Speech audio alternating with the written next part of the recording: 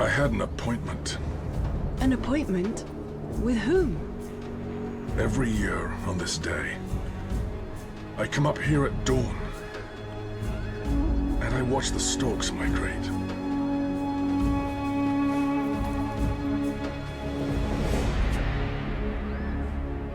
If only we could fly away with them. I wish you could.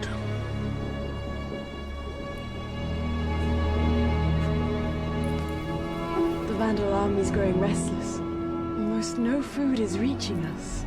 They will choke the city until we have no choice. What are we going to do?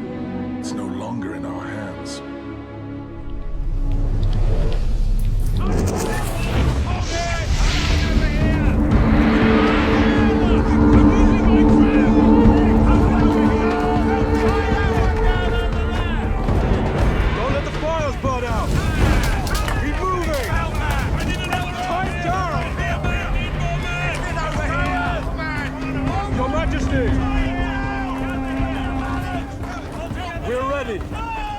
Just awaiting your orders. Keep stoking the fire. Let them know we're here.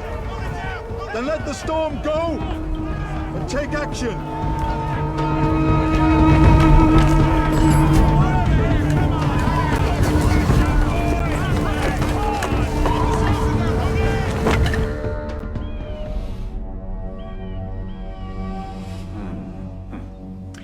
A peace agreement. You surprise me, Augustine. You should know Rome doesn't ask for peace. If anything, it offers it. Governor. Distinguished counselors, be reasonable. Since Gaiseric and his Vandals reached Africa, they already burned Tingis, Cartena, and Caesarea to the ground. Hippo will not fall. The Imperial fleet will save us. If they were coming, they would already be here, Governor. We're all tired of war, the Vandals included. We should send our representative to go before Gaiseric, and in the name of God, beseech him for peace. Governor! The soldiers have arrived. Roman soldiers.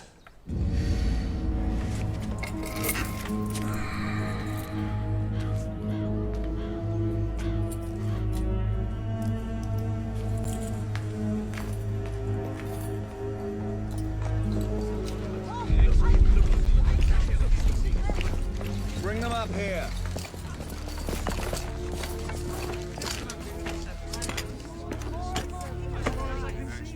Centurion Fabius Domitius, at your command, Governor. You are welcome here. Which legion do you belong to?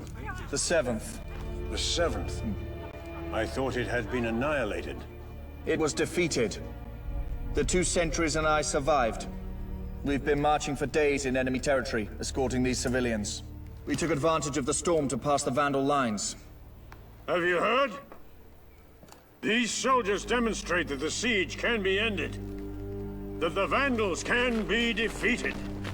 Bishop Augustine, these people and I have marched through the desert with only one purpose, to put ourselves in your hands.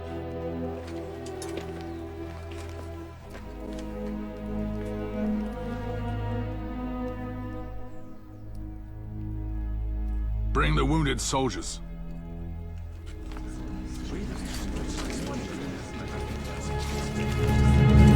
Bishop, a message from Rome. The Pope wants you and your books to be taken to a safe place. How can that be possible? The Pope has already sent 3 ships. A few more days and they will be here. You mean I have to board a ship with my books and escape? To Rome, yes. And abandon my people? These are the Pope's orders. But I'm the bishop of this city. But this city doesn't deserve you. Haven't you seen what happened yesterday? When they saw the soldiers coming in, the people came to the conclusion they didn't need you anymore. Need me.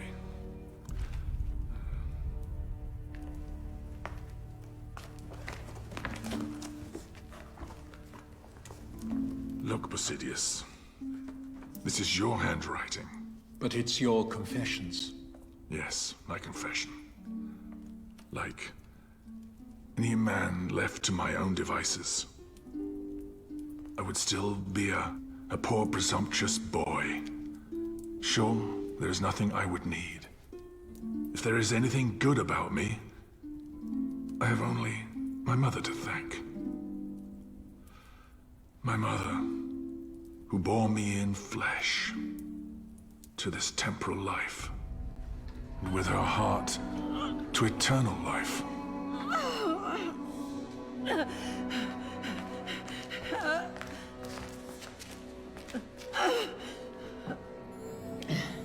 There. Keep pushing.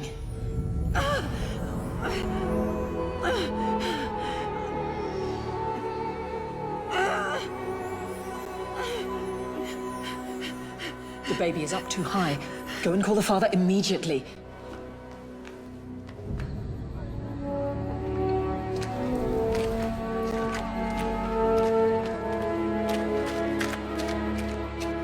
I can't feel him moving anymore. Why? I want you to get ready. For what? You know. Do you know what you're asking of me? You will die. If you don't do it, both of us will die. Operate. I want my son to live. Do it.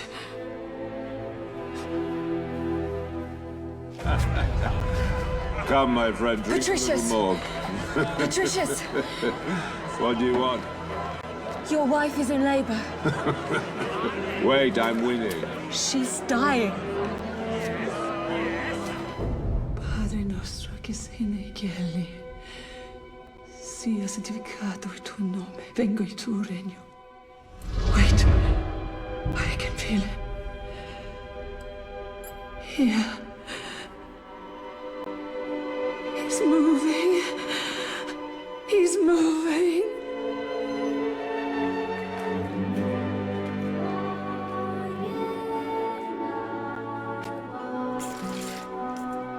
Monica, It's a boy, Patricius. it's a boy. It's a boy. So, what will you call him? Constantius. In honor of our emperor. No, Constantius is just one of many. I will call him Augustine. Little Augustus. Like the first emperor.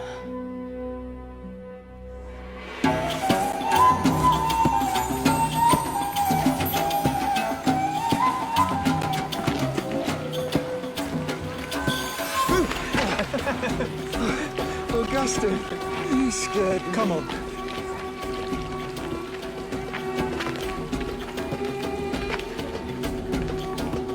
These are facts, not words.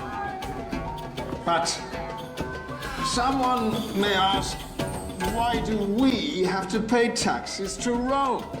You know, I come from a small town like this. And my father was a strong, honest, hard-working farmer, like you are. I thought you said he came from a powerful family in Rome. Yes, When he he came did. back from But now work, he's acting to win their favor. he put one of the coins he'd earned in a pot, saving it for taxes. I used to ask, why don't we spend these coins rather than giving them to Rome? And he used to answer patiently, my son, with those coins, all we could buy is a goat.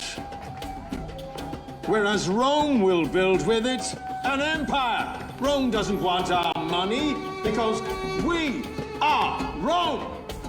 These are facts, not words.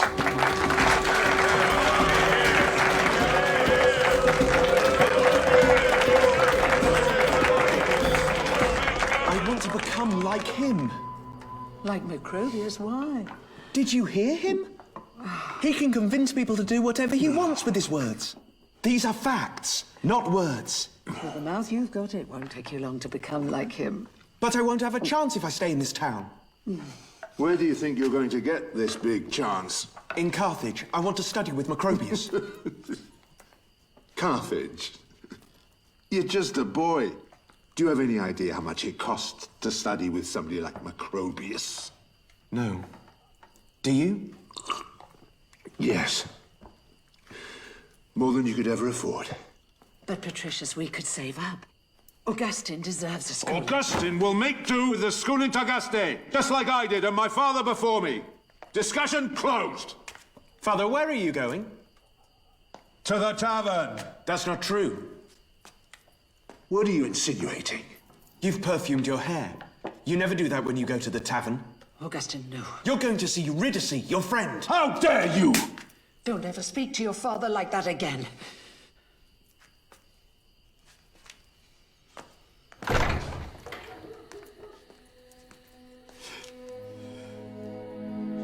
It's not fair.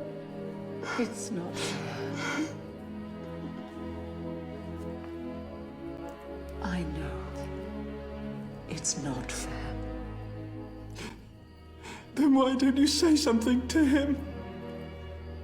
Words are not enough to change a man. That's a fact. And not only words.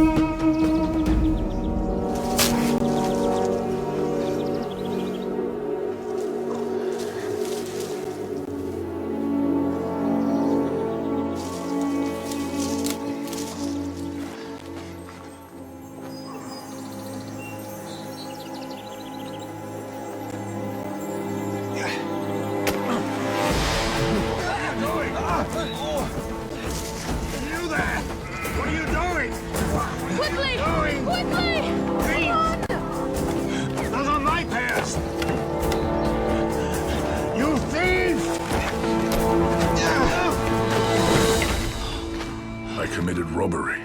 I pilfered something which I already had in abundance. I had no intention of enjoying what I stole, but to enjoy the theft and the sin itself. I was being gratuitously wanton, with no other reason of being evil than in the evil doing itself. Such was my heart, a depraved soul seeking destruction. Here. Take it. I hope it's enough for the fruit you've lost. There's no need, madam. The fruit grows back year after year. But a child, if he goes astray, he can be lost forever.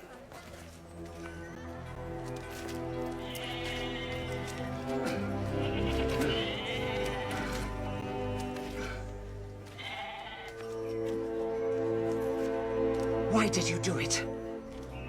Answer me, why did you do it? You caused me pain, Augustine. Me? I cause you pain? Maybe you meant to say my father. My father causes you pain. He gambles all of our savings away, drinks like a fish, and he's been cheating on you for years. He causes you pain, not me. Enough, Augustine. Patricius is what he is. But you aren't like him. I'm not. I'm not like that. What do you want me to be? Devoted to your god? A perfect boy? No, not perfect. Just... If I stay here, I'll become exactly like my father.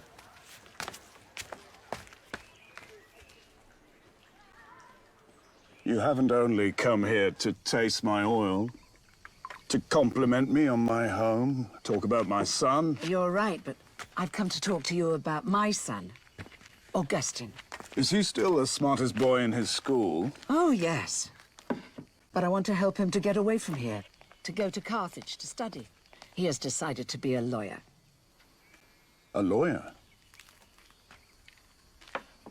How would you pay for his studies? You know we can't.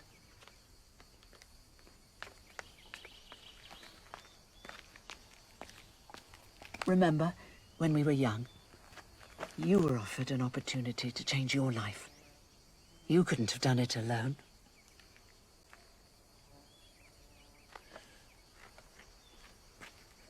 Macrobius would make a great lawyer out of him. Not away. come on, this isn't a free day. Augustine, here is a new tunic. Wear this when you go to Macrobius, and try not to get it dirty. Yes, Mother. And take this. Well, it's goat's cheese. You cannot go there empty-handed. I know. And please, please be careful. Carthage is just like Babylon. Don't drink too much. Yes, yes, yes. And watch out for the girls. I must go. May God be with you, my son. God? All I need is myself. Woo! Bye!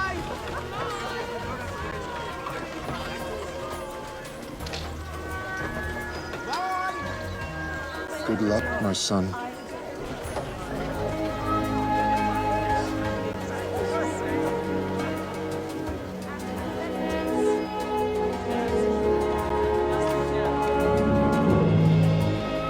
They were the words of the Lord which my mother had poured into my ears. None of them, however, sank into my heart, making me do anything.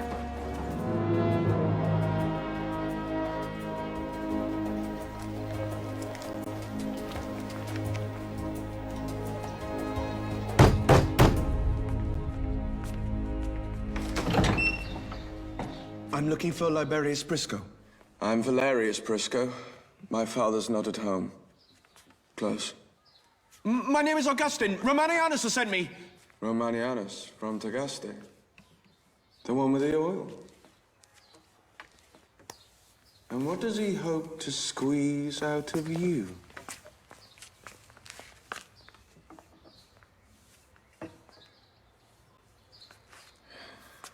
Come in.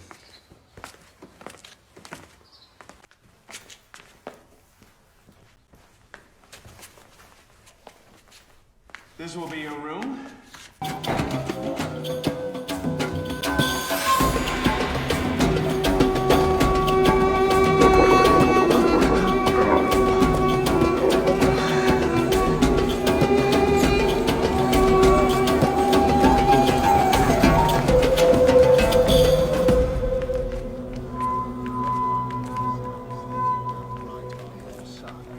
Simple as that. Macrobius? My name is Augustine.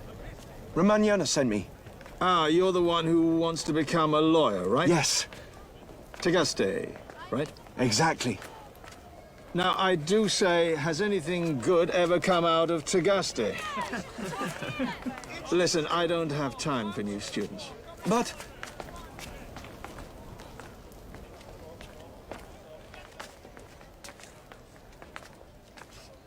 I'll only take you on if you can prove you have enough talent to merit a teacher like myself. How? Well, orators persuade people to do what they want, don't they? So persuade me to take you on as my student. Come on, I'm listening. I saw you... You haven't persuaded me. Go back to Tagaste, believe me. It's for your own good. How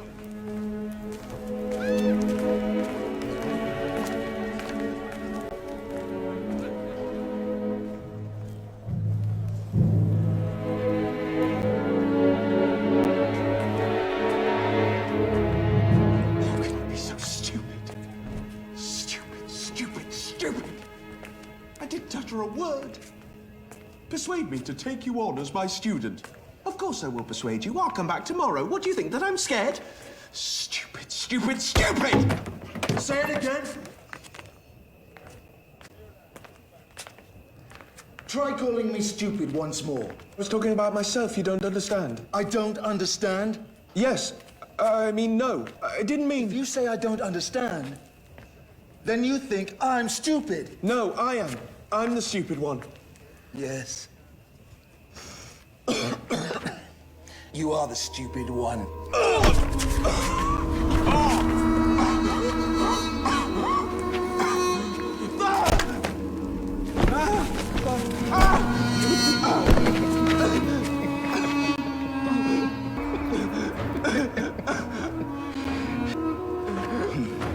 Let's go.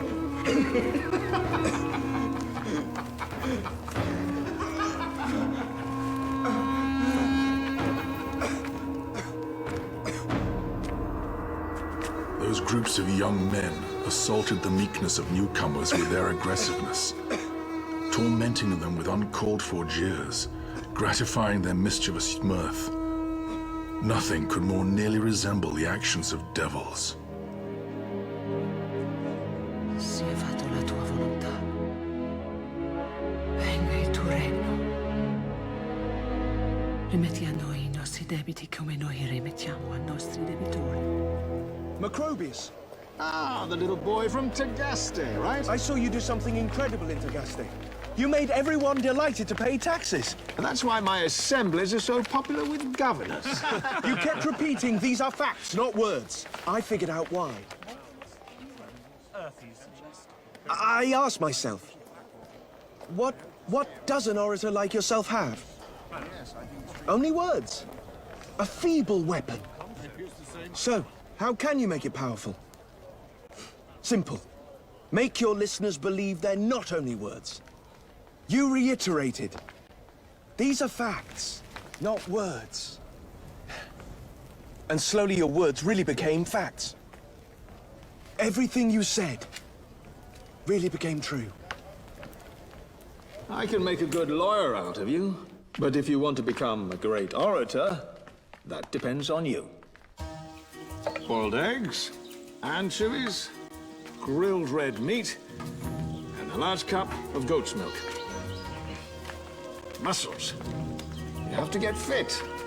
An orator has to make the powerful sound of the horn, not the feeble murmur of a flute. Come on.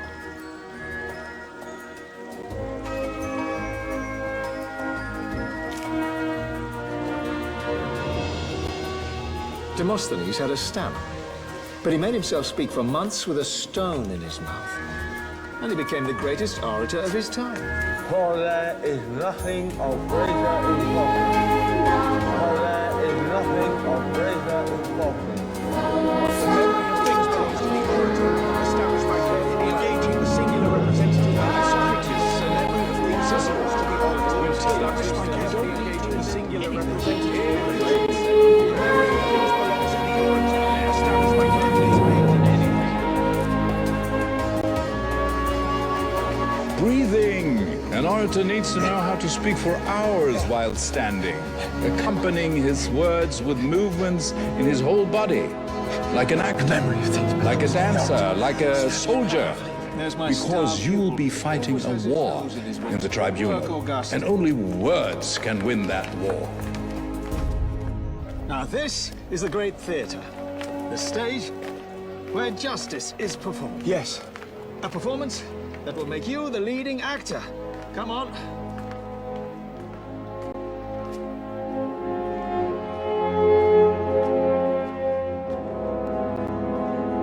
Witnesses accuse my client Tertullius of having attempted to murder his wife. Acquaintances have reported certain threats Tertullius made against his wife. The prosecution maintains they have produced evidence which incriminates Tertullius. Witnesses who accuse, acquaintances who report, prosecutors who maintain. So many words. How can I also expect you to listen to mine now? You've already been fed more than you could possibly digest. Let's do this. Let's put all the words aside. Let's put them aside and listen only to our hearts. It is there, and not here where the lawyers, the judges, and the accused are standing.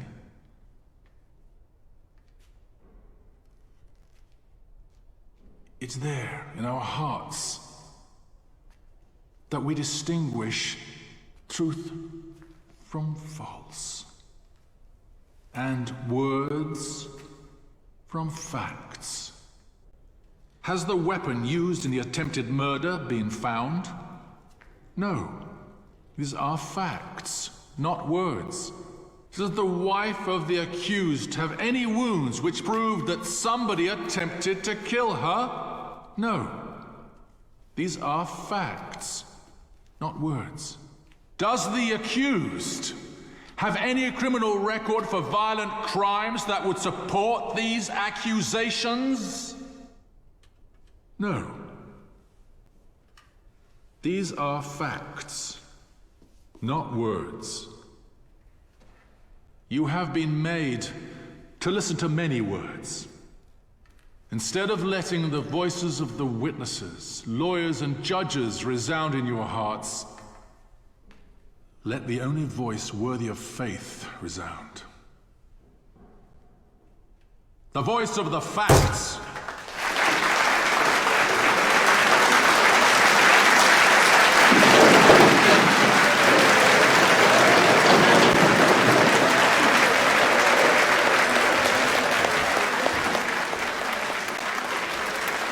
My studies were aimed at the courts of law, where glory is proportionate to craftiness.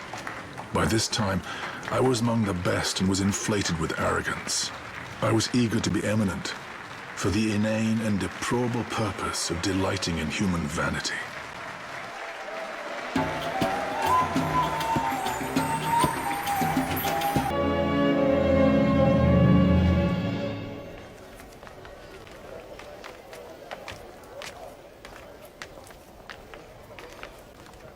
Augustine?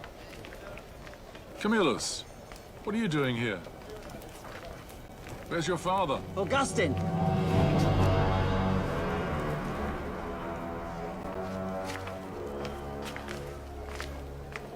What's wrong?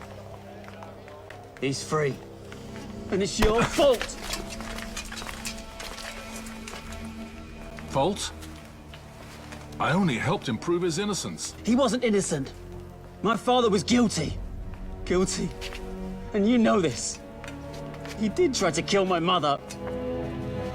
And now, he has succeeded.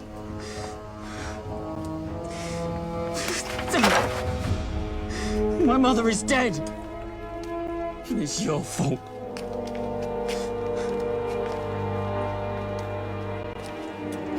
My mother is dead. By what steps I was dragged to the depths of hell, toiling from my lack of truth, even when I was seeking God through the eyes of flesh, and not through the understanding of the mind which He had given us to excel the beasts. But He was more inward to me than the most inward part of me, and higher than my highest reach.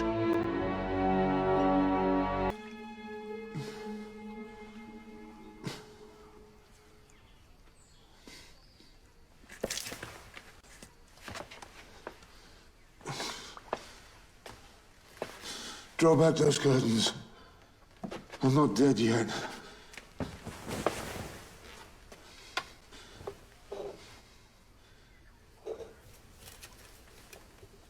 Monica.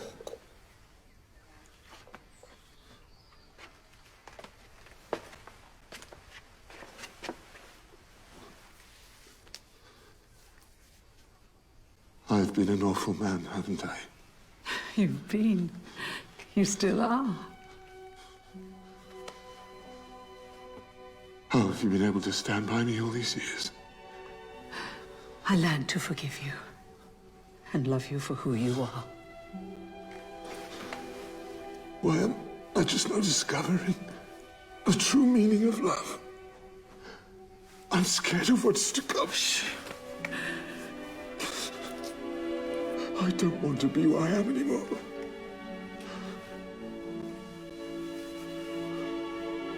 I want to be baptized.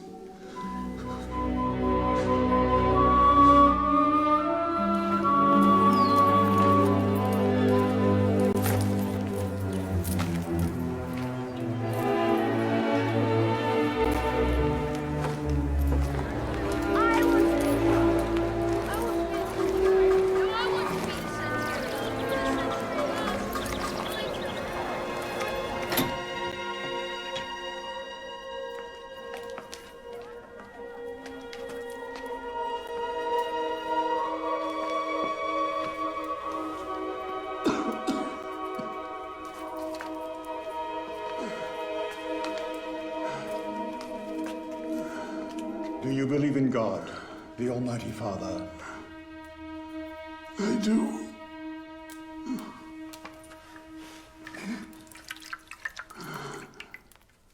And I now baptize you in the name of the Father, the Son, and the Holy Spirit. Amen.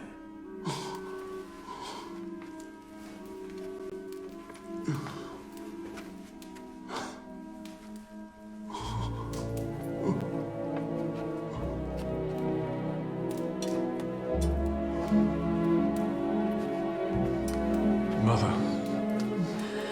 Augustine.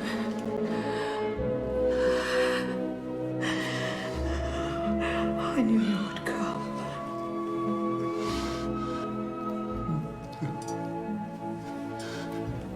Patricius, look who's here.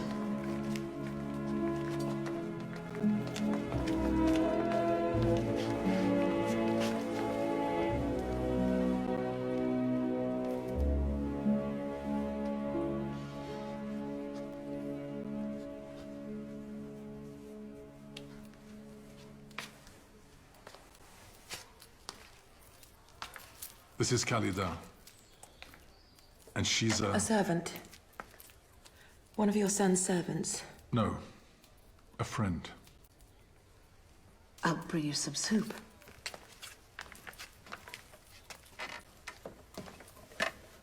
How was your trip? Oh, not so bad. Your son slept the entire time. Traveling on wagons always has this effect on him. Really? I didn't know. Your brother and sister will arrive in a few days. Have you heard he got married? Yes, I heard. And I heard about Tertullius. Everybody's talking about it. You and Macrobius had him acquitted, isn't that right?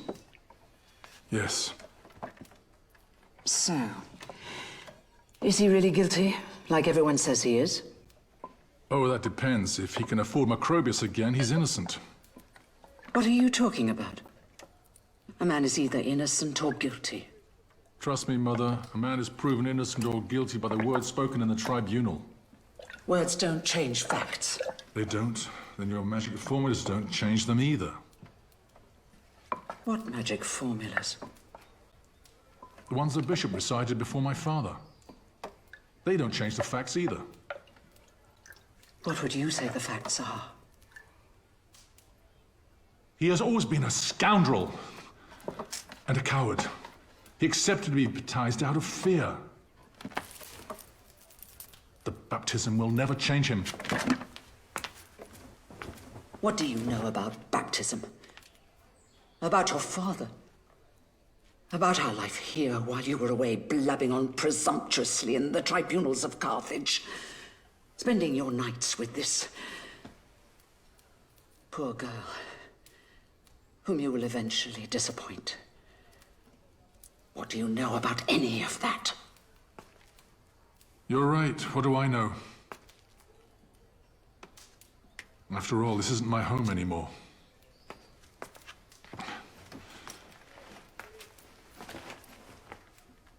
Let's go. Let's go.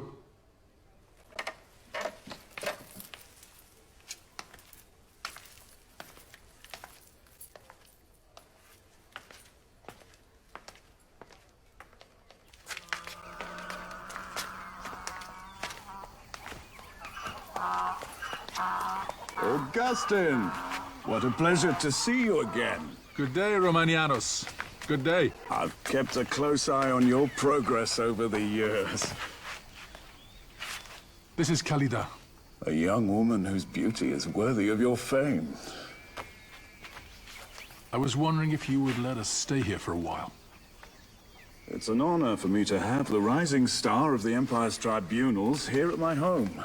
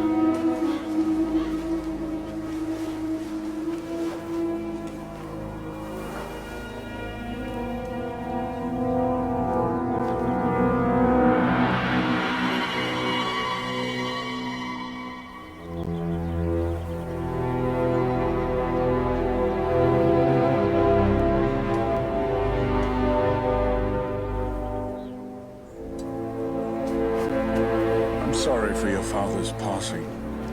Are you going back to work for Macrobius? No. I can no longer be his accomplice. We did some terrible things, Romanianos. It's not your fault. If not mine, whose fault would it be then? No one's. No one's? What kind of philosophy is that? Have you ever heard of Mani? Mani is the prophet of the truth. And what would that be? That no one is responsible for anything. Remember, you are talking to a lawyer. I've defended guilty men who committed horrible crimes. That is exactly the point. Look at these olive trees. Can we reproach them for having twisted branches? No. It's their nature. It's the same for us. It's not our fault if we are made of matter, of evil.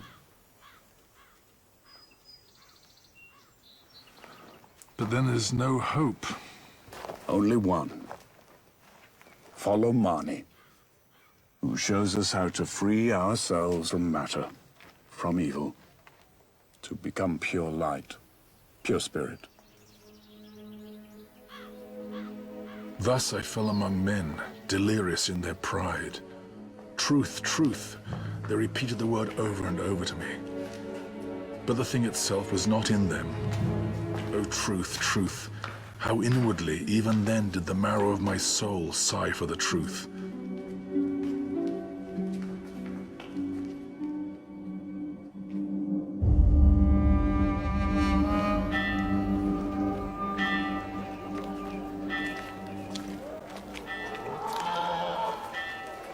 Augustine! I was waiting for you. I'm glad to see you. How are you? Today I'm fine. Why today? I had a dream last night. I was standing on a suspended mast, crying. Then I saw a young man coming towards me. He smiles and says, "Why are you crying?" "For my son," I respond.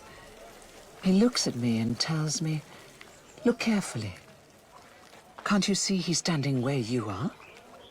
I turn and I see you, on the same mast, next to me. One day we will be united in our faith. That's the meaning of my dream. That's why I'm fine today. So you'll become a Manichaean soon as well. No, that man didn't say you are standing where your son is. But your son is standing where you are. I'm good where I am. You're wasting the talent that God has given you. God has nothing to do with it. I earned it through my own efforts. Man doesn't create himself, nor is he enough for himself. That's what you say. No, our hearts say so. Your priests make you believe so. Your priests make you believe that you need God. But where is God? You can't see him, you can't hear him. You're all forced to ask for help, and from whom? From them, from the priests, who hold your souls in the palms of their hands. No one here holds anyone's soul in the palm of their hands, young man. Did you hear? The bishop is afraid. Afraid that you'll begin using your heads. That you'll become aware of all the fables he's been telling you, lacking any scientific basis. You see, what did I tell you? You have talent, but it's being wasted.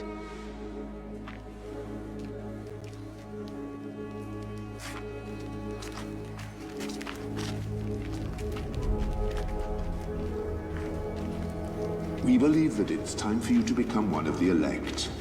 Me? Part of the elect? Yes. That way, you would be able to defend the religion of money publicly with your rhetorical skills. Publicly? Of course. You'll go back to demonstrating your worth. Someone like you can't be satisfied teaching grammar to children. And remember, we have clout. The world is made up of simple and superior people. You're one of the superior people. With us, you could do great things. I would be honored. You know there is one condition. The Elector called to celibacy. You'll have to end your relationship with your companion.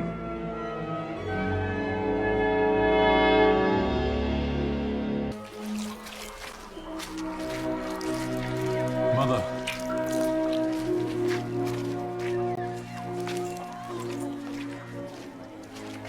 Khalida and I are expecting a child. Come in.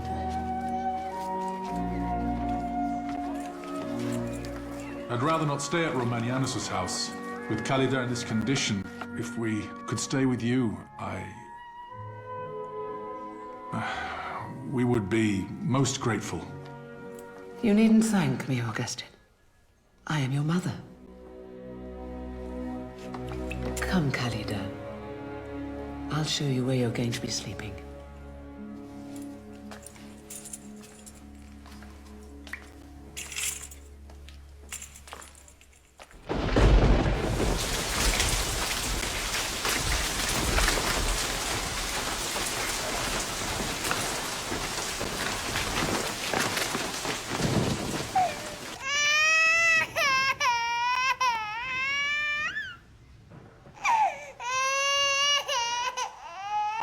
Khalida.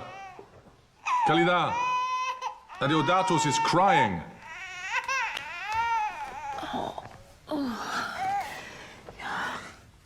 Maybe he just wants to be held by his father. Listen, I'm trying to concentrate. How's it coming? Worse than I thought. You're too hard on yourself. This book cannot fail like the first one did. Give it time.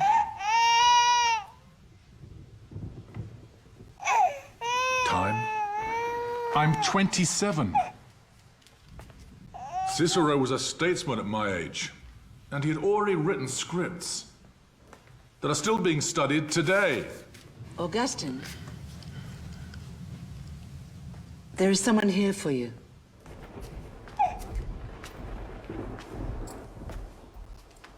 Romanianus. What a pleasure to see you again. You look tired. Yes. Is this the baby? I've been working a lot. May I? I have many ideas, and I came by to invite you to my house. No. To your house? No.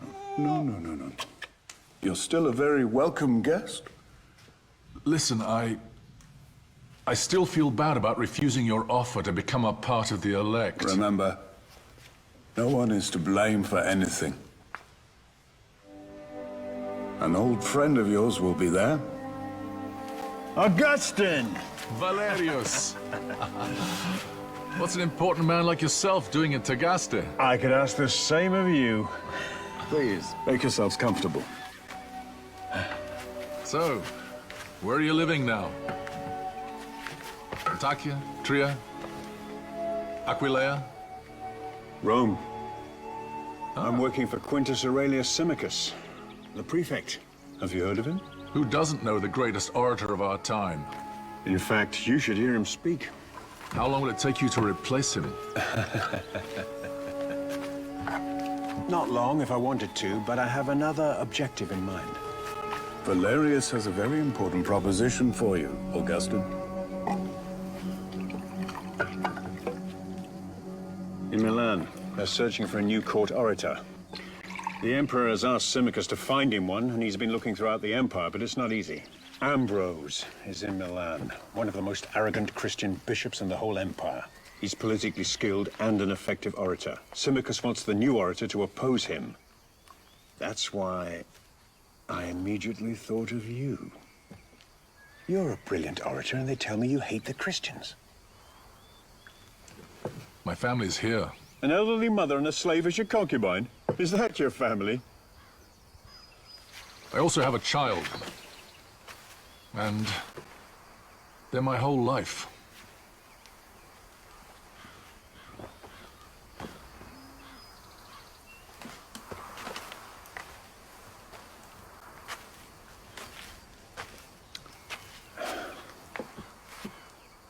That's not a life.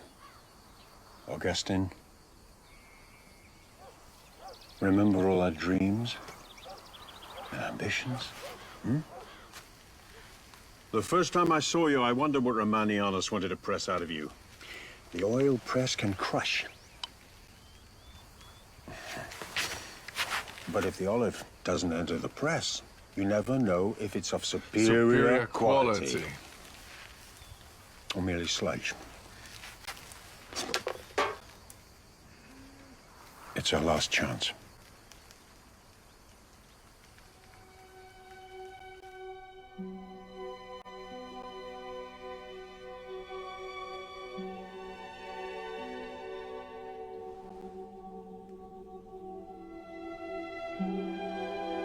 God dealt with me so that I was enticed to go to Rome, using as his means men enchanted with this death in life, and I who hated actual misery in the one place sought fictitious happiness in the other.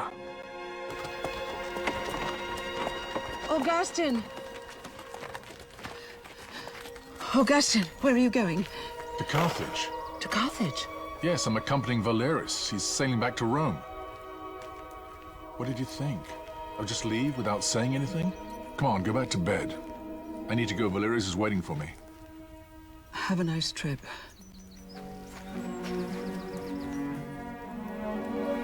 I'll be back in a couple of days.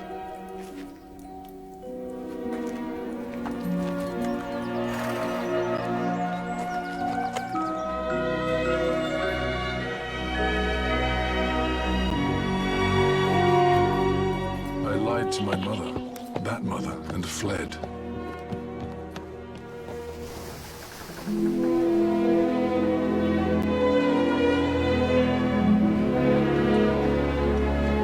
Blew and filled our sails, and the shore dropped out of sight that morning when, wild with grief, she was there filling God's ears with complaints and groans. She did not know what joy God was preparing for her through my going away. He told me that it would have been too painful, that he wouldn't have had the strength to face you and say goodbye to you, to Adeodatus. He wouldn't have found the courage to leave. Here, sit. But he promised that he will return, or else he will make arrangements for us to join him.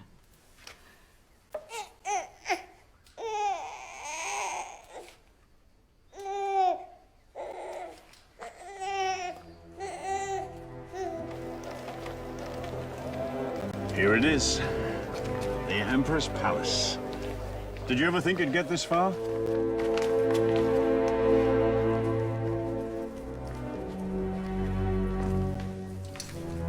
Quintus. And throw some compliments around about Tony.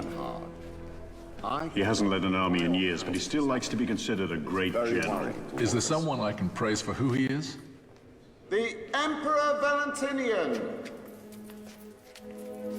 Listen, we'll never have another chance like this again.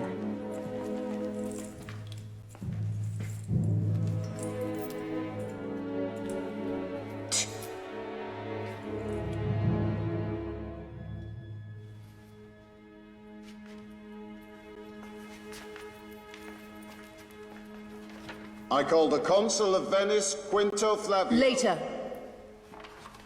Valerius.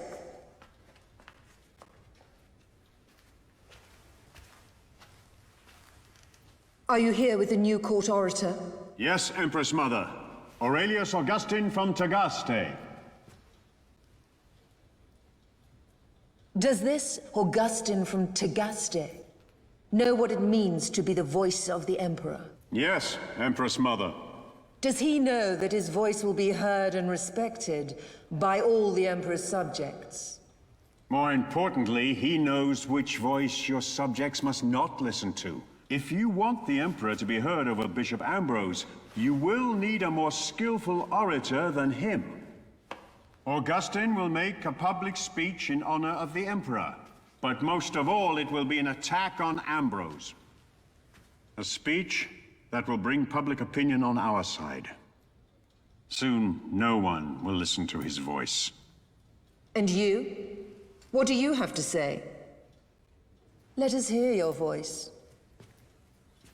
My voice is at the service of the Emperor. I shall say whatever it is the Emperor wishes to hear. The Queen really liked you. Of course she did. She's a woman. She's convinced that with your help, she can get rid of Bishop Ambrose. Listen, how did the bishop become such a threat to her?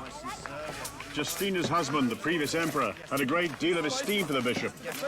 He gave him so much power that even the court is in his shadow now. Even pagans go to listen to Ambrose. As I told you, he's a great orator. We'll see. Oh, please! Come on, move! Oh, please! Stop struggling! Move! Please, let me go! I will make it good! Fuck, woman! Come on! You'll often see scenes like that. They are Justinia's Imperial Guard. You can't enter! Bishop Ambrose? We don't remember inviting you.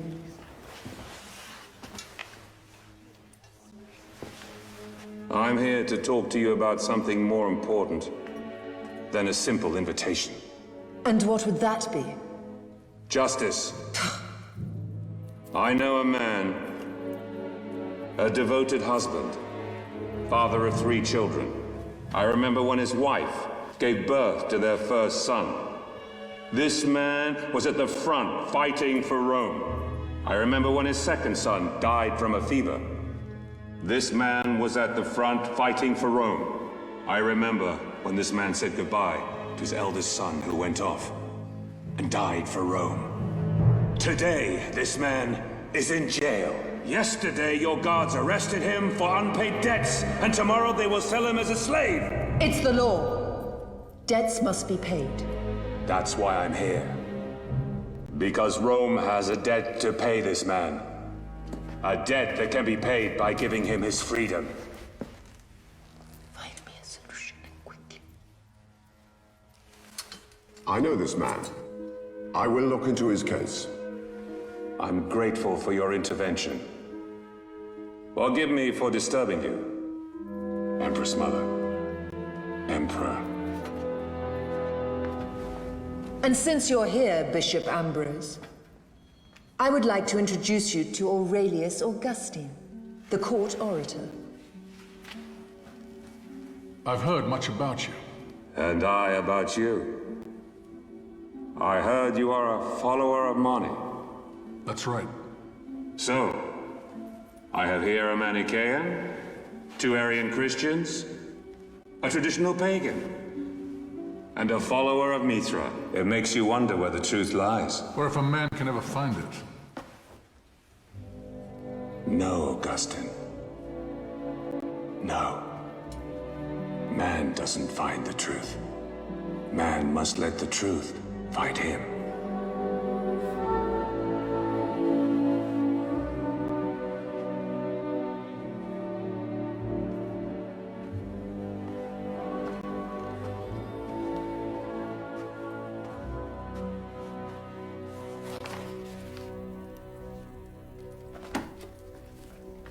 You see, Placidius, I already went to Rome once, and I risked losing myself.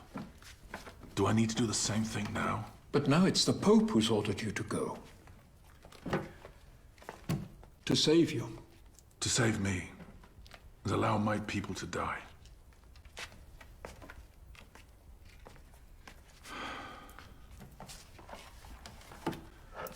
You know, yesterday I watched the storks migrate. I envied them. They always know when to leave and which direction to go. Yet for us, it's so hard to understand what God wants us to do. Uncle Augustine, I was looking for you. We started packing your books onto the Pope's ships. I have to talk to the governor first. You're still hoping to prevent that attack? Keeping hope alive is a bishop's duty.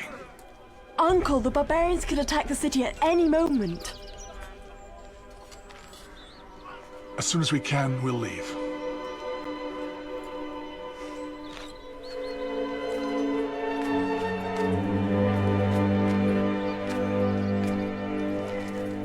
This must be the weakest point. Here. Valerius, suspend the enrollment of the civilians. If you care about the future of the city, suspend it. I do care. That's why I won't suspend it. Those men are being led to a massacre. No! They are being led to glory. There is more glory in fighting for peace than waging war. War made Rome great. Not war. Virtue. The virtue of the regulars. The Severus. The Scipios. Exactly. So why do you Christians want to change everything? Not change. Renew. Preserve what is good and convey it to the new citizens.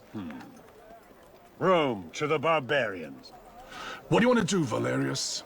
Defeat the Vandals and present yourself as the savior of the Empire? The new consul? Maybe I'd already be the consul if it hadn't been for you. You cannot fault me for denouncing evil. Evil?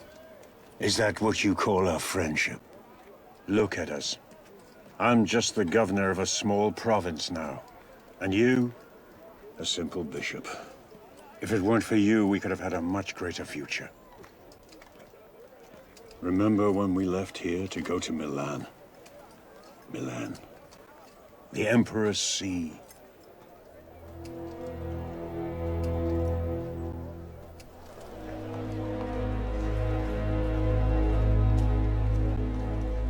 Now your speech against Ambrose is even more urgent. I'll lock myself in my house and not think of another thing. I don't think that'll be possible. Why? I think you'll have company.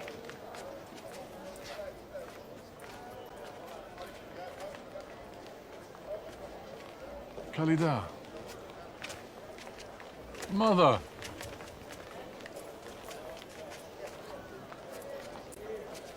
I have just moved in, so I'll have to reorganize. I'm sure we'll manage somehow. Go on, go. Come in, hurry, hurry. Go on, come on, upstairs, upstairs.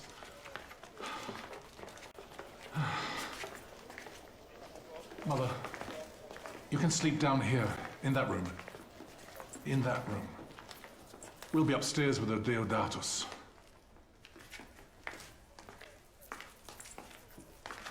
I'll show you where you can put your things.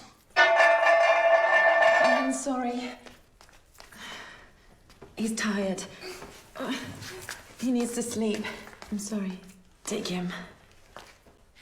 I'm just going to clean this mess up. Hey, hey. Khalida, worry about that later. Worry about that later. I think it's better if you take him. If you take him. Go upstairs.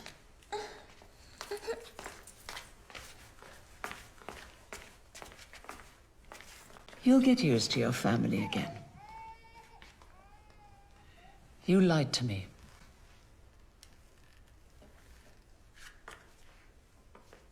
I felt ashamed. Of what? Of your family? Of myself. I'm here thanks to the Manichaeans. I feared you weren't proud of me. Are you proud of yourself? Of course. What more could I have hoped for? Have you met Bishop Ambrose? Yes. Do you know him? Thank you.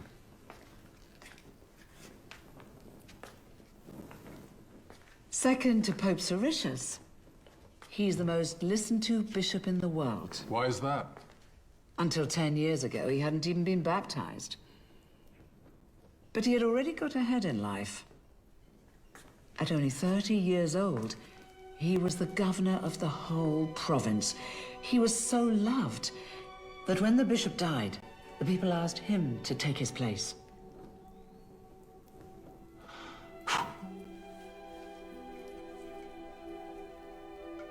And he accepted? Of course. He gave everything he had to the poor. And he gained a new life. If you say so. Not me. The Holy Scriptures say so. Yes, they are holy. But when you read them, they say that God created man in his own image and likeness. Can you imagine a God that looks like me? 2 arms, 2 legs, having to shave every morning? He certainly wouldn't talk as much as you. Have you heard yourself, Augustine? You can't even think about God without projecting yourself into the matter. Go to Khalida now. She suffered a great deal because of you.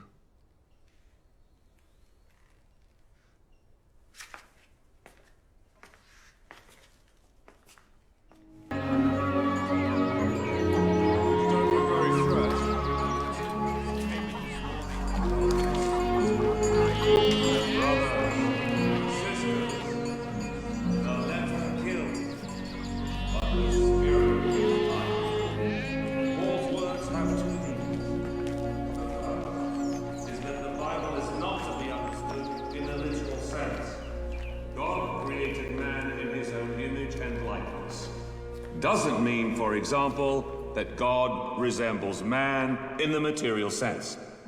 Our spiritual life, Our capacity to love, our freedom, this is what makes man resemble God. But Paul's words have a second meaning as well. Think of mountain rivers. When they meet an obstacle, they become stronger. They sweep it away and precipitate even more violently. The same thing happens with our desires. When they are obstructed by laws, they become even stronger and precipitate towards evil, towards death. Even in this sense, the letter, or rather the law, kills. But God has also given us His Spirit, and the Spirit gives life. The Spirit guides our desires. It makes us love good. It makes us free.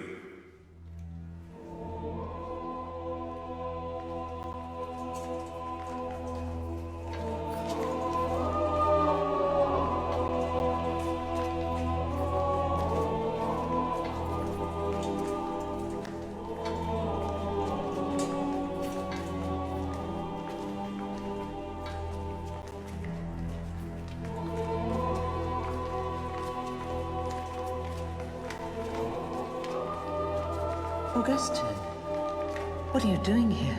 I need to speak with Bishop Ambrose, and you are coming with me.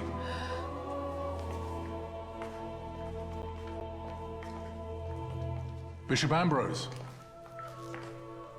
What an honor. My mother, Monica, she really has insisted upon meeting you. It's a pleasure to meet the new orator's mother. Are you a Catholic, my child? Yes. This time we outnumber you. Are you preparing another sermon? Oh, no. No, it's the philosopher Plotinus. Plotinus? But he's not a Christian. No, but he's a great philosopher. There's a lot of truth in his work. And as the Gospel says, who isn't against us is with us. So anybody against you would be against the truth? Who is against the truth is against himself. So this is the reason why you gave up the governor's office? My reasons are not as visible, nor as apparent as one may think. They're not visible. Ah, like the spirit thing you talked about in your sermon. It's St. Paul's scriptures that talk about it. I only gave my comments on his words. Invisible. But giving life at the same time. You are an intelligent man, Ambrose. Don't you find it all hard to believe? Is the love you have for your woman visible? I would argue that it isn't. Yet, you managed to create a new life from it. Something very tangible. I see you've made inquiries about me. Isn't it what you are doing right now? You deserve your notoriety. And I'm sure in your speech to the Emperor, you'll go a long way towards establishing yours.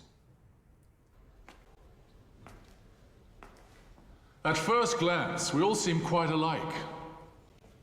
One head, 2 arms, 2 legs. But there is someone among us, someone above us, someone who resembles us in the same way a diamond resembles a stone. An eagle resembles a butterfly.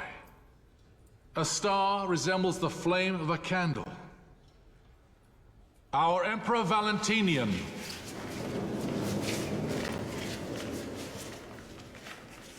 We owe the peace of the kingdom to him, the prosperity of the fields, the good fortune of the heavens. To him, and not to a bishop who claims for himself the power is bestowed upon the Emperor and only the Emperor. To the Emperor and not the bishop. He's referring to Ambrose. Bestowed by God to act as a mediator Clever as between the always, earth General. and the heavens. To establish To act as a mediator between the earth and the heavens. To establish what is good and what is evil. To lead his people to salvation. Thus the Emperor and not the bishop shall hear our prayers, our petitions, our invocations. He is our faith, our comfort, our hope. The fields, houses, also the churches are his. If the Emperor decides to requisition them, no one can oppose him, not even Bishop Ambrose. Because whoever isn't with us is against us.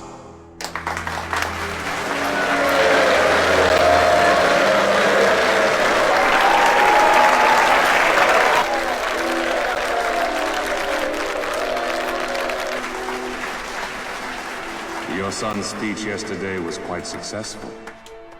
I'm so ashamed. It's not your fault. I should have been a better mother. Is there a better mother than God? And yet, how many of his children repudiate him? But don't lose hope. If Augustine had been an easy child, God wouldn't have given him a mother like yourself.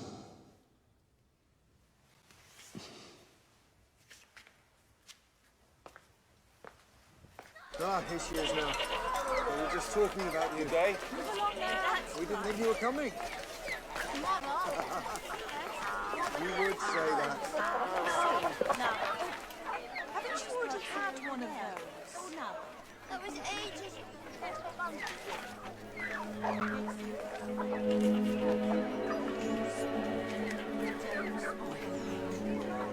Adeodatus. Adeodatus! Adeodatus. Where is he? Adeodatus. There. No. Come on. Hey. Augustine, I have great news. Come on. Guess what the Emperor has asked me. For a rocking horse? This is not the time for sarcasm. The Empress Mother has taken the words from your speech literally. She's asked us to requisition Ambrose's basilica. You and I. Not Bertoni or one of the other officials. What did I tell you? We are becoming increasingly more influential.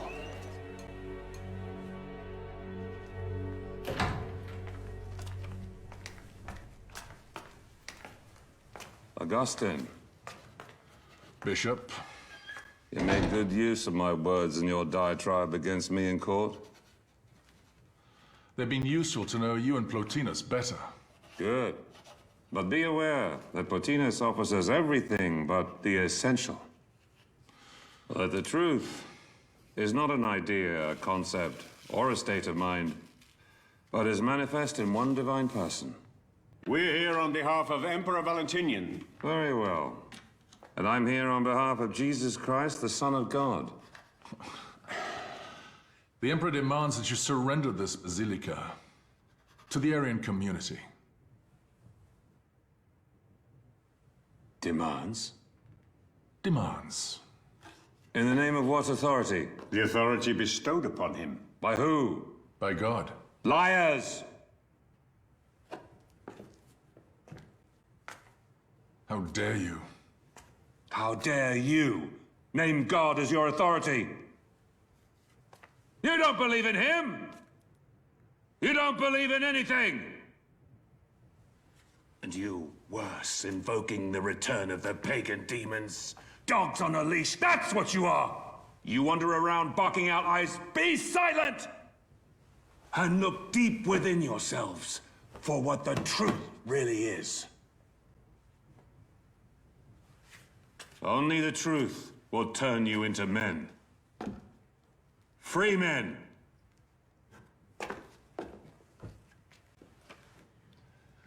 We'll be forced to report your conduct to the Emperor. Tell them, if they want to get rid of me, they must attack me, not my people.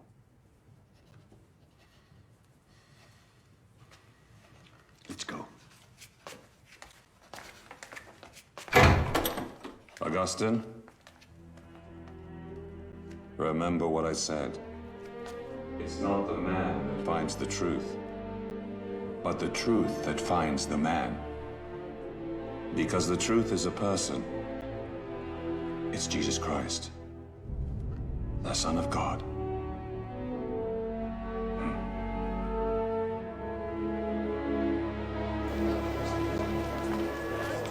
Now, what will we tell the Empress Mother?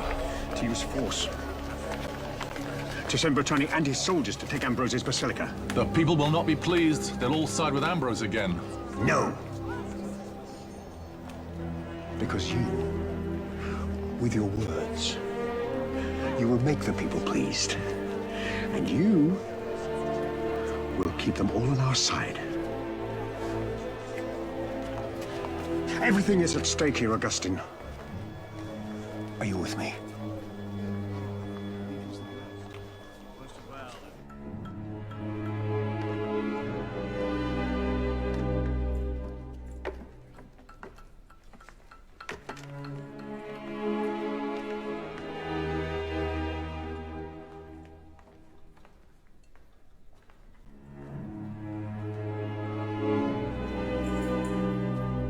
See how the mosaic is put together? Little by little, it appears.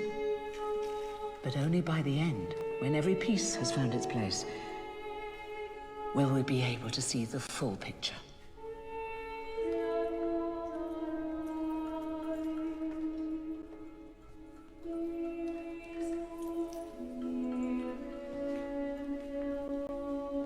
I'm leaving you in the best hands. I'm sure you both have a lot to talk about. Look, Adeodatus, there's your father. Augustine, I'd like to invite you to my villa. I would be honored to come. Believe me, I know. You have a great future ahead of you. Soon your voice will be the most important in the whole court. That depends on various circumstances. That's right. On one in particular. A family. Rich enough to sustain your ambitions. A family like yours. And you must know that I also have a daughter. In 2 years' time, she'll be of marrying age. Uniting you in marriage would be a good solution for me as much as for you. That is, if you want your voice to be the most important in court.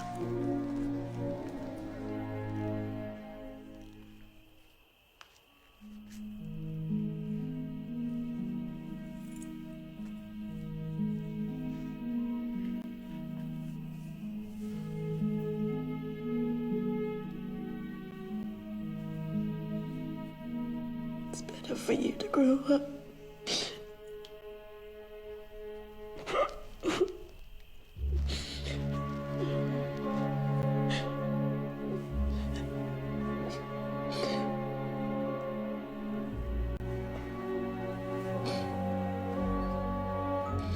One day you'll understand.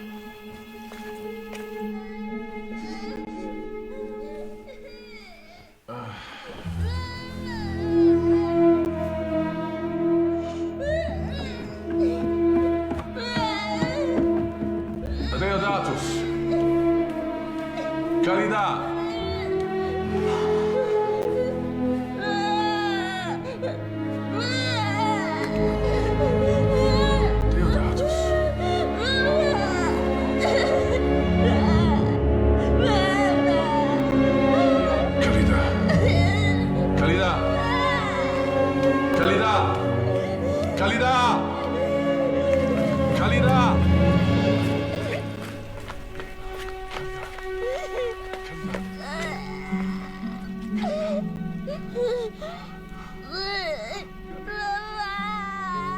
My mistress was torn from my side, and my heart, which clung to her, was torn and wounded till it bled. And she went back to Africa, vowing to thee never to know any other man, and leaving with me my natural son by her.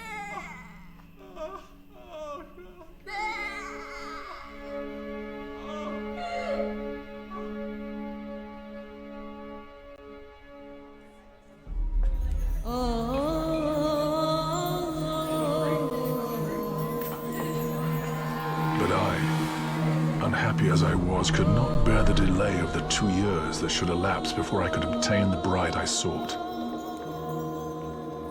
And so,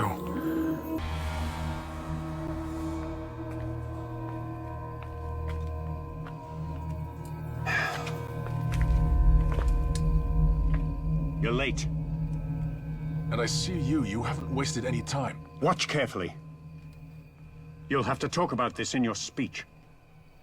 In the name of your Emperor Valentinian, I order you to move out immediately. The Basilica will be requisitioned before daybreak.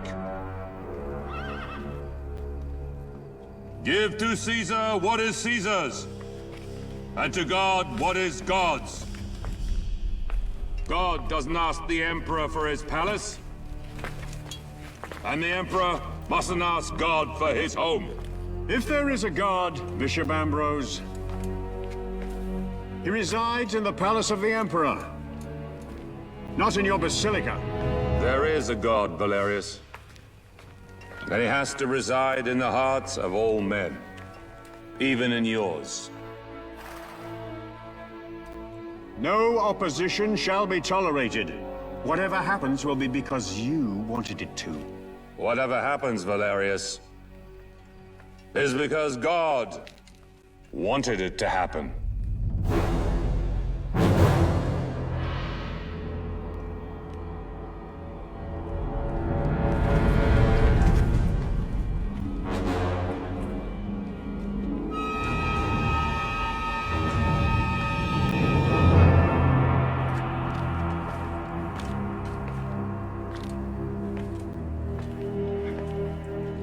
Order the attack, General. Against unarmed civilians? Yes, unarmed. Will you be the one to tell the Empress Mother that they blocked your soldiers?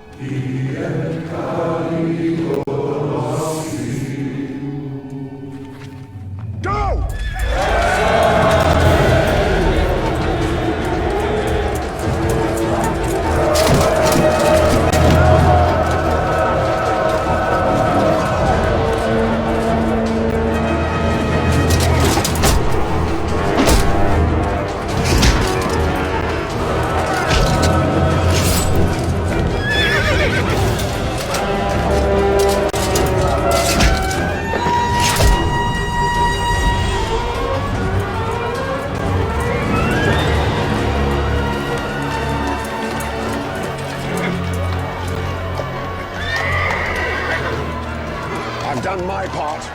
Now it's your turn to make this seem like a victory.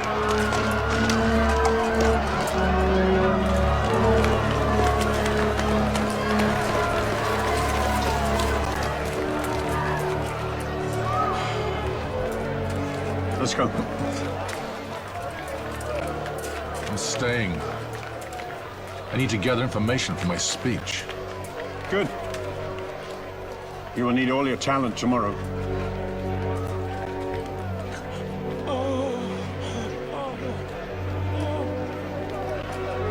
Mother! Mother! I'm here.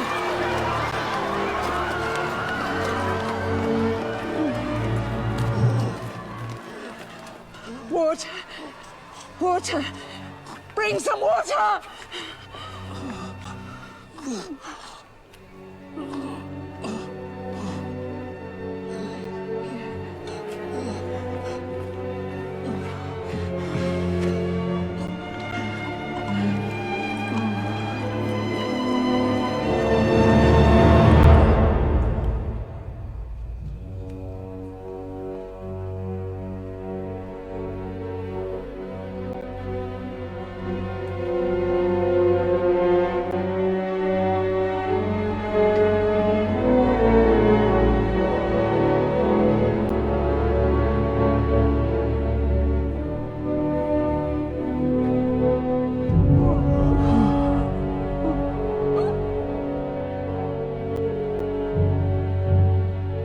Everyone loves peace.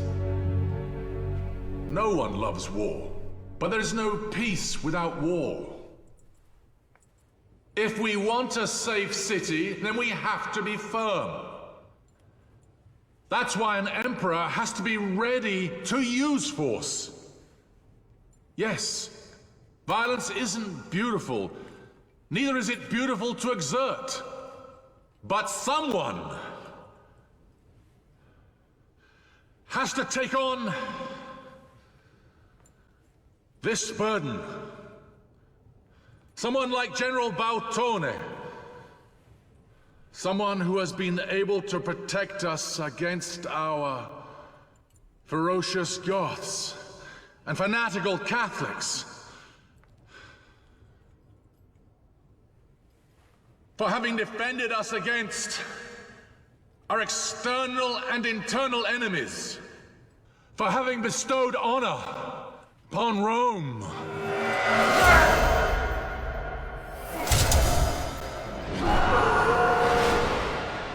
For having killed many innocent people.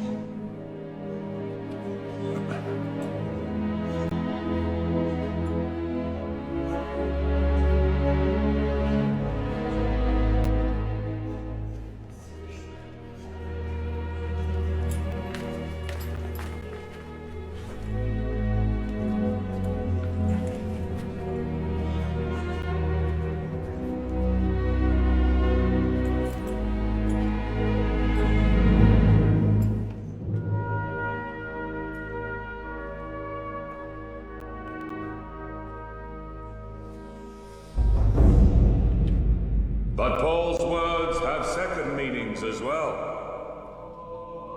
Think of mountain rivers. When they meet an obstacle, they become stronger.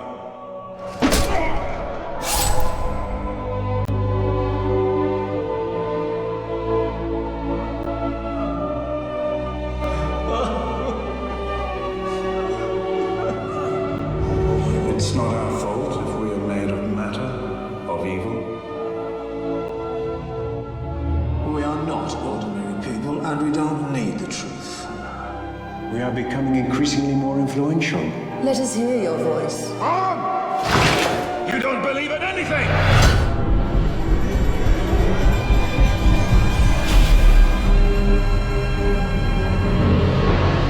The truth is not an idea, a concept, or a state of mind. The courage to live without the truth. Do you have this courage? Man doesn't find the truth. Man must let the truth find him. And I now baptize you in the name of the Father, the Son, and the Holy Spirit. Words are not enough to change a man. That's a fact. And not only words. The truth is a person. It's Jesus Christ, the Son of God.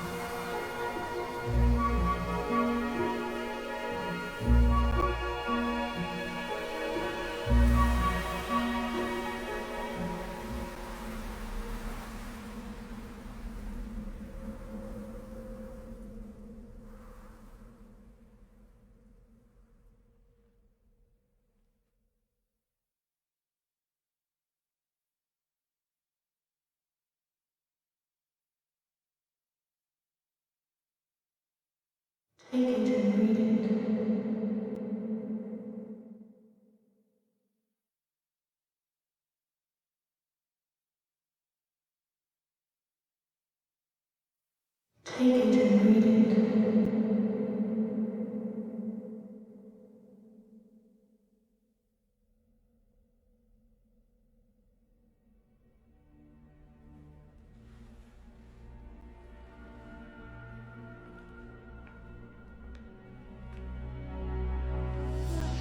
epistles of St. Paul the Apostle. Not in rioting, not in drunkenness, not in chambering and wantonness, not in strife and envying, but put ye on the Lord Jesus Christ, and make not provision for the flesh to fulfill the lusts thereof.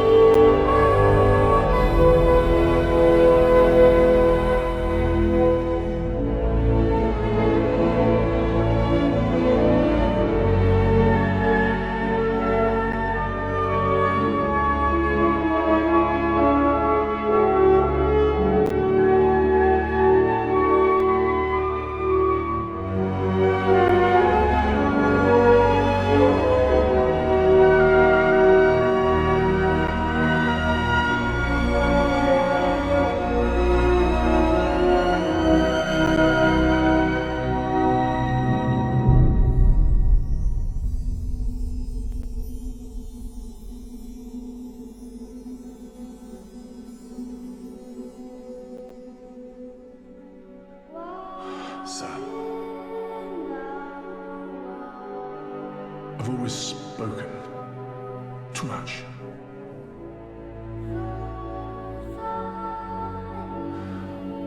Today, for the first time, listened.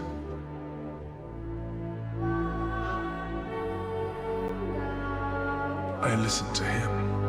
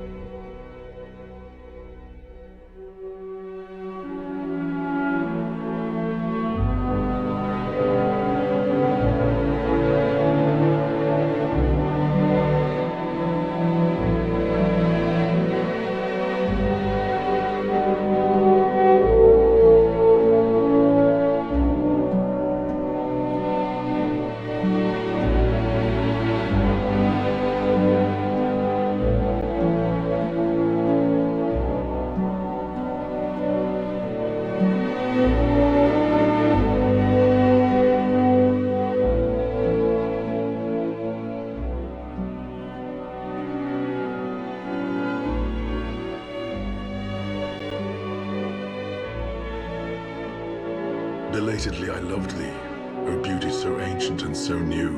Belatedly I loved thee. Thou didst cry aloud and force open my deafness. Thou didst shine and chase away my blindness. Thou didst breathe fragrant odors, and I drew in my breath, and now I pant for thee. Amen. I tasted, and now I hunger and thirst. Thou didst touch me, and I burned for thy peace. You have humiliated yourself. You have humiliated the Emperor, my son. You have humiliated the whole Empire. You are dismissed as court orator to the Emperor. You are no longer the Emperor's voice. Nobody will ever listen to your voice.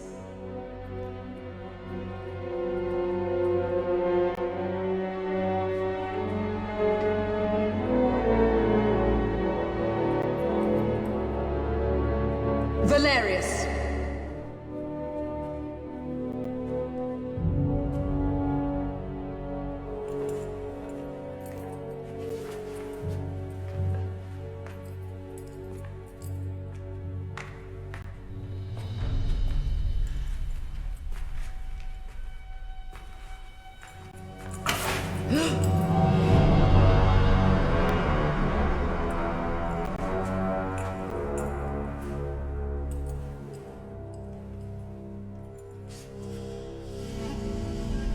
You betrayed our trust.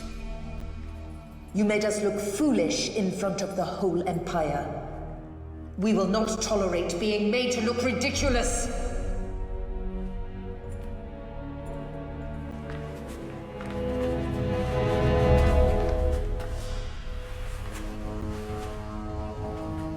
You're no longer welcome here. Go back to where you came from.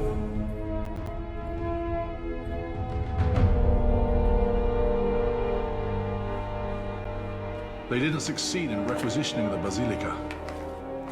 Your conversion has given courage to the people who now fill it. The Empress couldn't kill us all.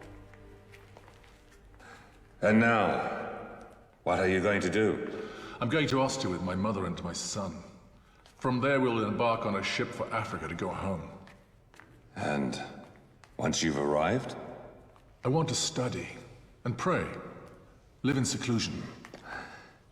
It won't be easy for you to live in seclusion. I speak from experience. I don't feel worthy of priesthood. He'll ask more of you than that. Here. It's ink. Remember to use it all.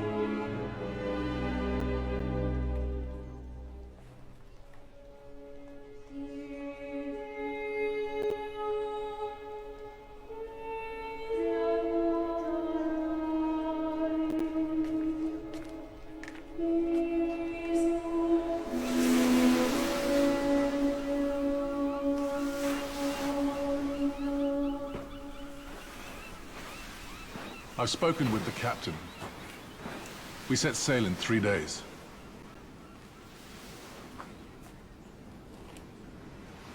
I always wished to be buried in my homeland. In Africa. It's not the time to be thinking about that, Mother. But you know, it doesn't matter anymore. You can bury me anywhere. Even here. There was only one thing I've ever desired. I ever lived for.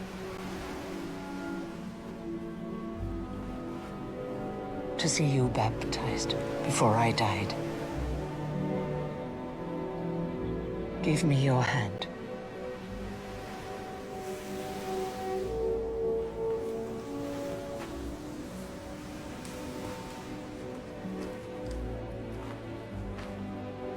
There's no need to be afraid.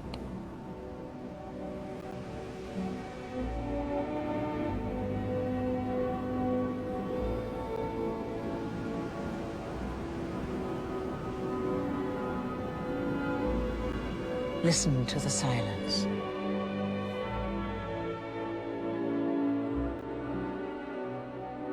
Our life is just a shell.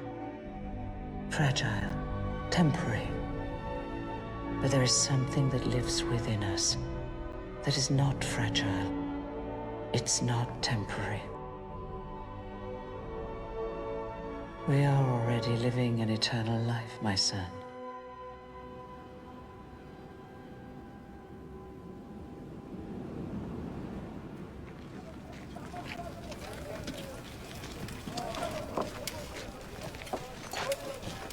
Lucille will tell you where to go. Yes. These are the last trunks of books. Only the manuscripts of the City of God are missing, then everything will have been loaded on the Pope's ships. I've almost finished it, Placidius.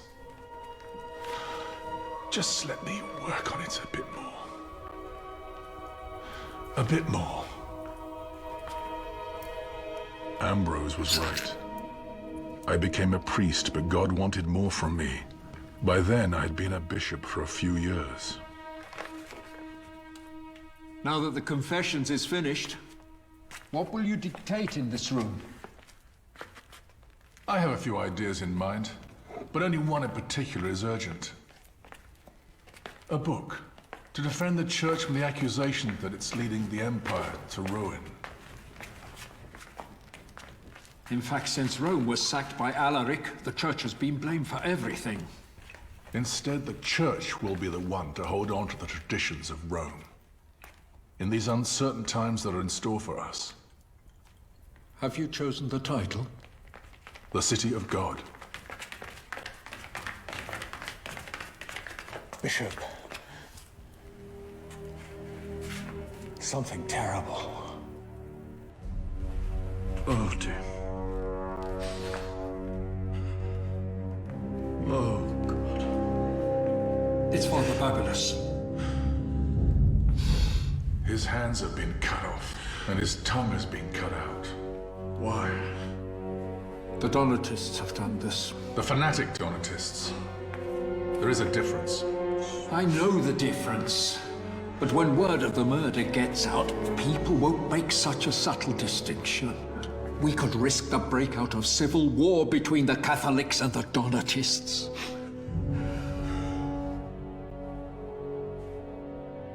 What are you going to do? A council? Yes. You are the bishop of the Donatists, and I of the Catholics. Let's bring our priests together for a public debate in Carthage, until we establish who's right and where the truth stands. The truth? The truth. And when we have established the truth? If the truth lies with the Donatists, then we will become Donatist. If it lies with the Catholics, then you will become Catholic.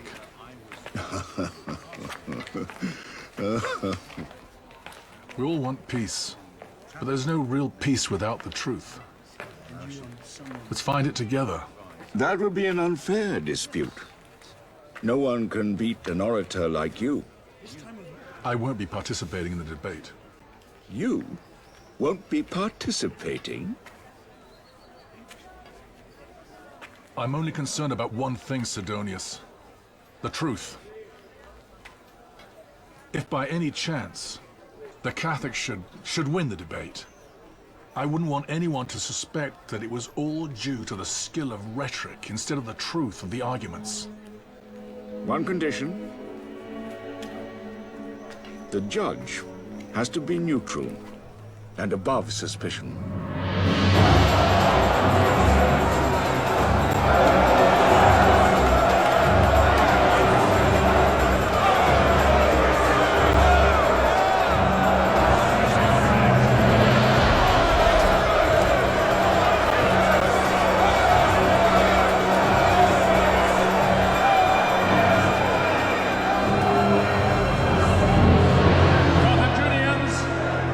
Carthaginians, let me speak.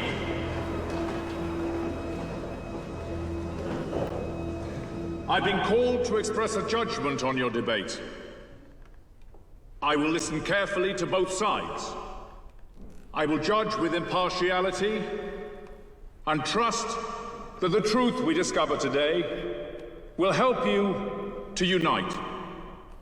I officially open this debate and invite Donatus Bishop Sidonius to speak first.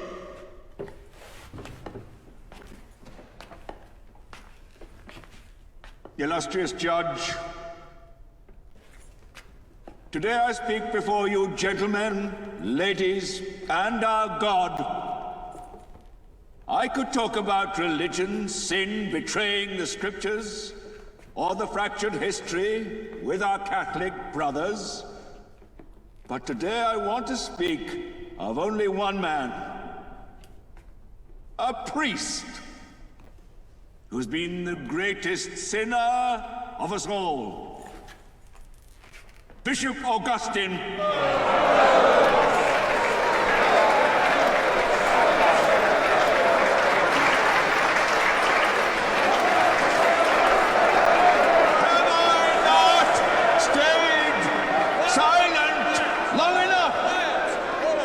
It's time we pull back the veils that have hidden the truth of your beloved bishop.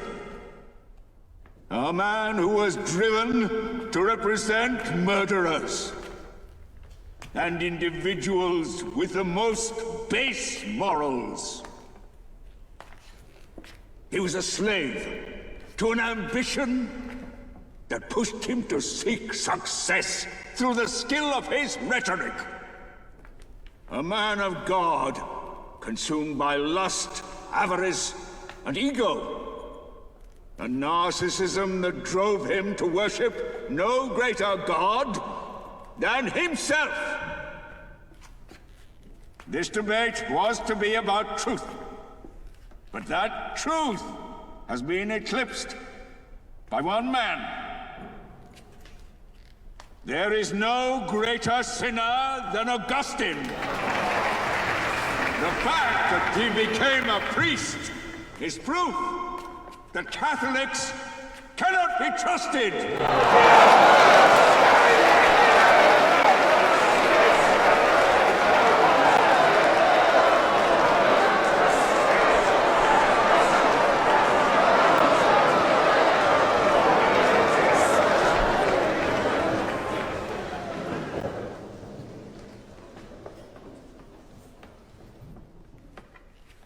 I'd chosen not to participate.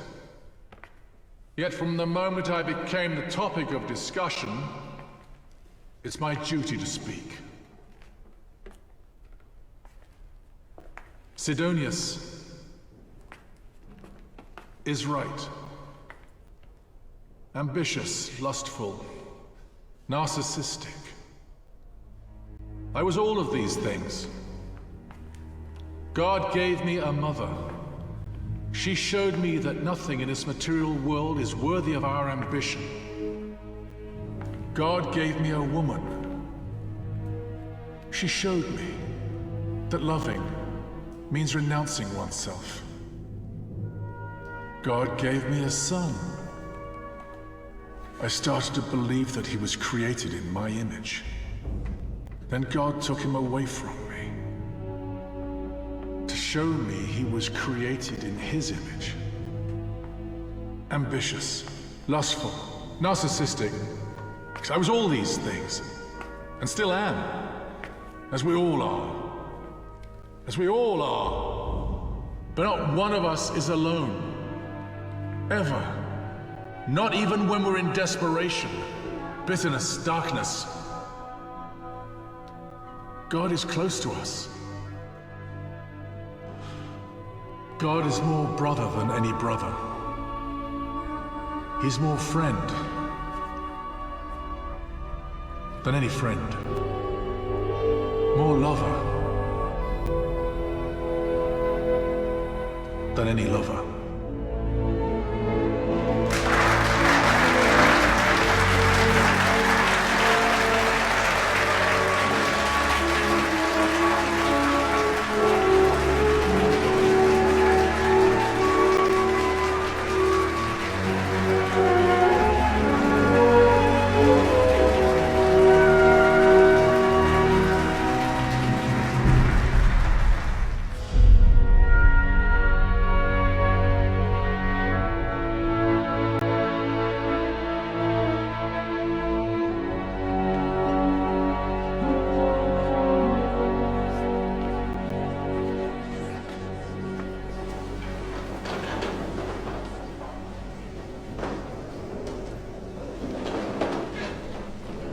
asked me to give a verdict on your debate. Well then, when a judge pronounces his opinion, he also expresses a judgment of himself. Good judgment if he was just in his decision. Bad judgment if his decision was warped. And thus, with great interest in the name of the authority bestowed upon me, the victory of the debate goes to the Catholic orators. The doctrine they uphold is the truth.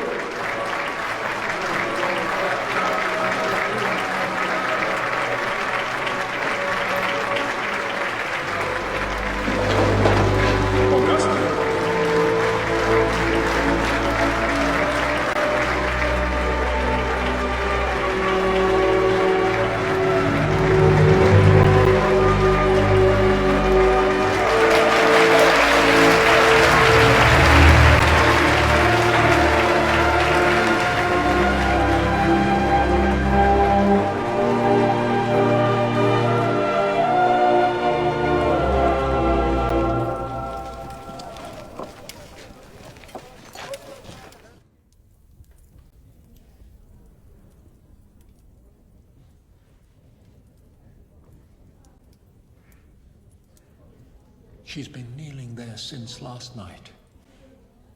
Embark on the ships the Pope has sent, and take her with you.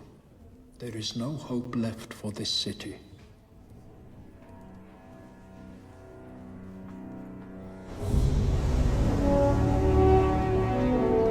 If I don't return, you take charge of Hippo.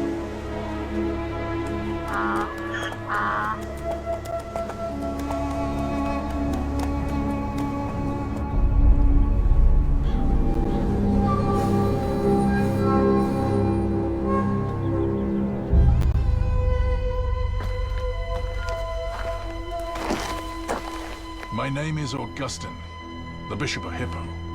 I would like to speak to your leader, Gaiseric.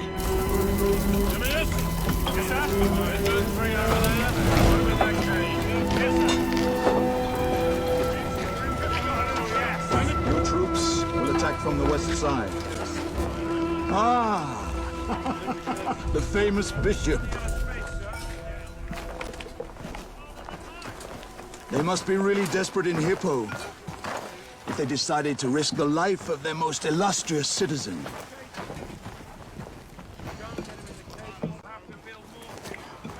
What have you come to ask me? Nothing. I've come only to make you an offer. And what could that possibly be? The chance to become a great king. I am already king. A king of a great empire. No. To become a great king, it takes more than being able to plunder and pillage. It takes a vision, benevolence, a firm hand that can build as well as destroy. What do you want your legacy to be? That of a king or that of a bandit? Do the right thing. Gaiseric has proposed a peace agreement. All citizens will be spared if we lay down our arms and open the city gates. This will be the beginning of a new era for Hippo. It will be completely different from now. Yes, but we should not fear. We should not fear our next of kin. And today the Vandals are the next of kin that God has sent us. What will be left of Hippo if it falls into the hands of the Vandals? To open the doors of Hippo means to lose everything. Homes, possessions, power. Yes, everything. But that's a reasonable price for life. I have a better proposal. I have received a message from the Emperor. The Imperial fleet will arrive tonight. Gaiseric's fleet will be destroyed, and Hippo shall be freed! You've already tried relying on your own strength instead of God's once. Remember what happened. We have the Imperial fleet. What do we need your god for? Tomorrow at dawn, the ships the Pope has sent will leave. Whoever wants to embark is more than welcome.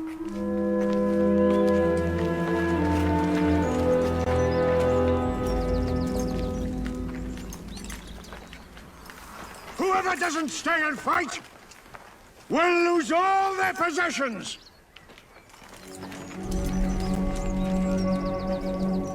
That one too, all of them!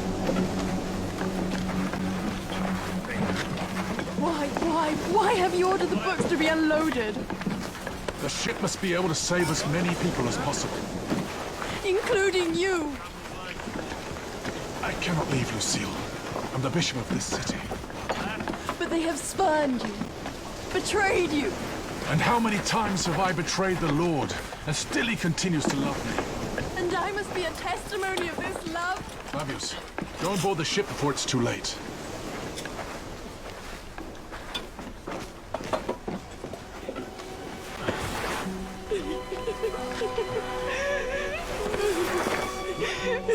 And take care of her. No.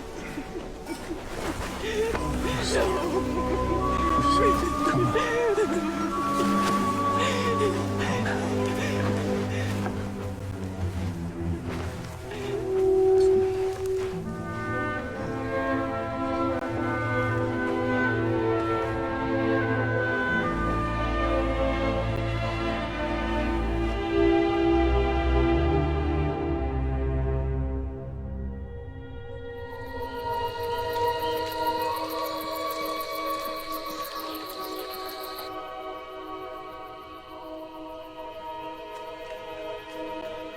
Burning ships on the horizon! Burning ships! Vandal ships or Roman ships? It's impossible to say right Vandal ships or Roman ships! It's impossible to say right now, Master. We must wait for daybreak.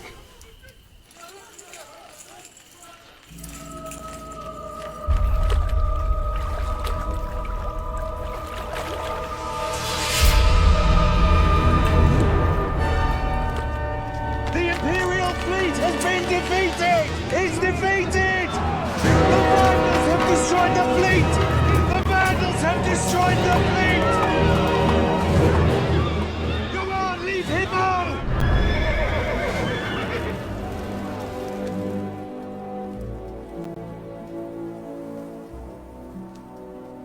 Love endures in adversity.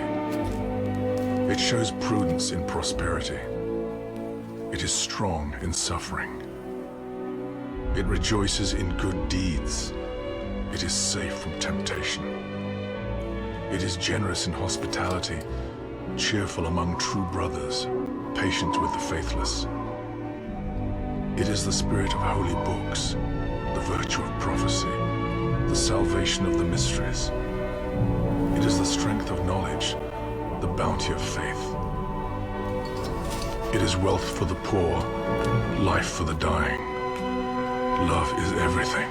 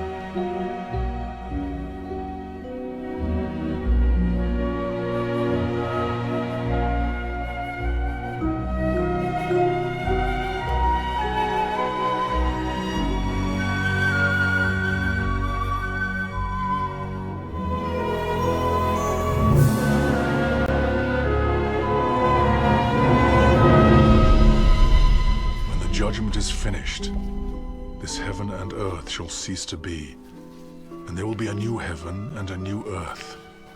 For this world shall pass away by transmutation, not by absolute destruction. And therefore St. Paul says, "For the figure of this world passes away. I would have you be without anxiety."